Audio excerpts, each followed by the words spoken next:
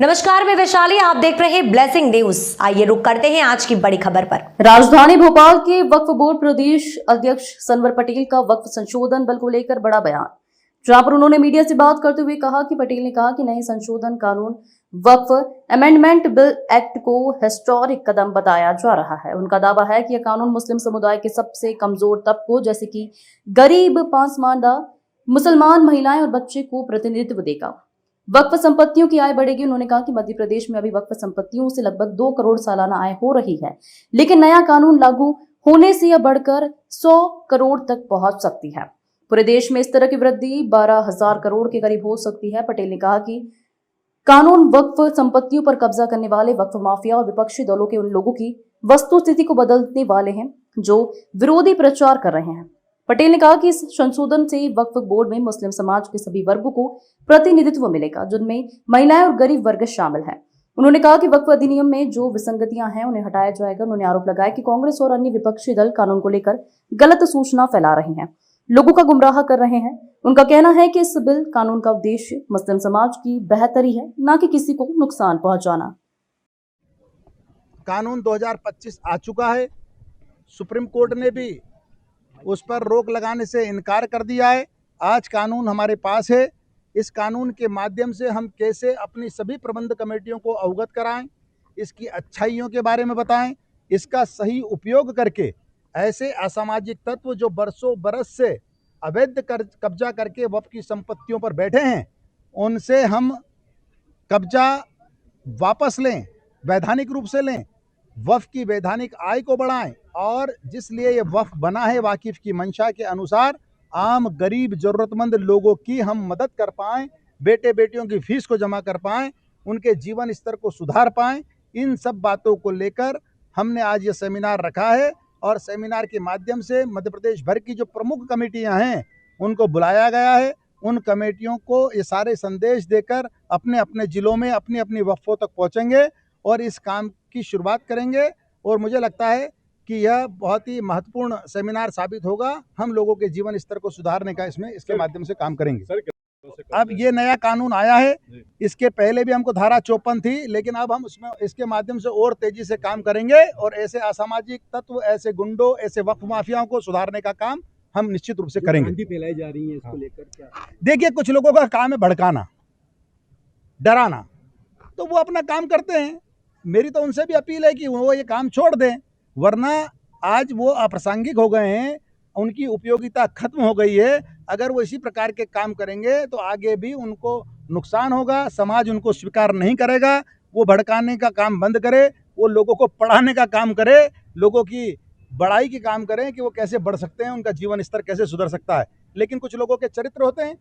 अब उन्होंने धारा 370 में विरोध किया, उन्होंने 3 तलाक को जब अवैध घोषित किया उसका विरोध किया, उन्होंने जब CA NRC आया उसका विरोध किया। तो उनका व्यापार है, कुछ लोगों का यही काम है।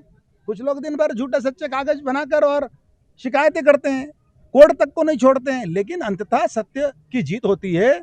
सत्य को परेशान किया जा सकता है, पराजित नहीं। ऐसा हमने अपने पुरखों से सुना है और यही पाया है और यही उम्मीद करते हैं कि इंशाअल्लाह ताला आगे भी यही होगा। अभी तक लगातार प्रयास कर रहे हैं। हमने एक स्थान पर जहां मात्र 15 दुकानें दिखा रखी थी और जब हमने वहां जांच करवाई तो 115 दुकानें निकली, गोडाउन अलग, स्कूल अलग। तो 7 करोड़ 11 लाख रुपए की रिकवरी भी निकाली और उनसे कब्जा भी लिया। इसी प्रकार से हमने जो 27 करोड़ रुपए का नोटिस दिया है वो यहाँ दिया है आपके अपने भोपाल में। यहीं से 50 मीटर के दूर पर आप जाइए, यहाँ जीवन रेखा नामक अस्पताल जो डॉक्टर फरीद साहब चलाते थे, वो उसका हमने कब्जा लिया और वैधानिक रूप से उनको अपना किराएदार बनाया। 1,80,000 रुपया महीने में उनको हमने अपना किराएदार बनाया है। इसी प्रकार से हमने सागर के बीना में 1 करोड़ 84 लाख रुपए की RRC जारी की, उनसे हमने सारी दुकानों का कब्जा लिया और पुरानी रिकवरी करना की प्रोसेस में हैं हम लोग। इसी प्रकार से हम पूरे मध्य प्रदेश में जहाँ जहाँ गड़बड़ियाँ हैं हम टारगेट करके और इस प्रकार के काम कर रहे हैं। आज हमारा अंजुमन जबलपुर ले लीजिए, जबलपुर के अंजुमन में 7 स्कूल और 1 कॉलेज हमारी संस्था में चलते हैं और जबलपुर अंजुमन में 7 कॉलेज और स्कूल में हमारे कर्मचारी अधिकारी वहाँ घुस नहीं पाते थे। ऐसी गुंडागिर्दी। यहाँ से कमेटी बनाकर जाओ, यहाँ से प्रबंधन कमेटी बनाओ और वहाँ जाकर के तो ये संपत्ति हमारी है, ये तो नहीं चलेगा। कानूनन अगर कोई संपत्ति वक्फ की है तो वक्फ की रहेगी। हम इस वर्तमान वक्फ बोर्ड ने वहाँ अनवर भाई के अध्यक्षता में कमेटी बनाई, और जाकर कब्जा लिया। आज 7 स्कूल और एक कॉलेज बेहतरीन तरह से चल रहे हैं।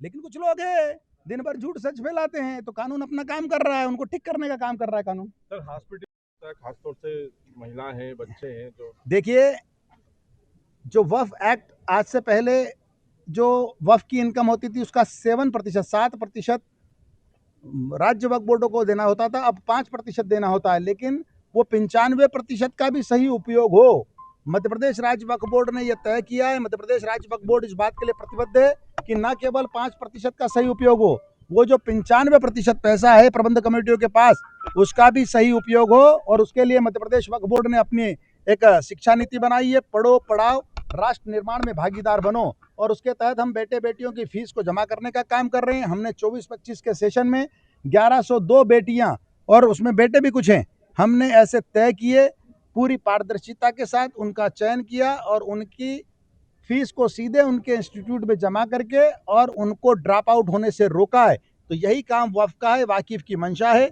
कि आम गरीब जरूरतमंद लोगों के काम आए, हम नीडी लोगों के काम आए, उसी काम के लिए मध्य प्रदेश वक्फ बोर्ड लगातार काम कर रहा है। अब तक के लिए खबर में बस इतना है, फिर होगी आपसे मुलाकात ऐसी एक और बड़ी खबर के साथ। तब तक के लिए नमस्कार।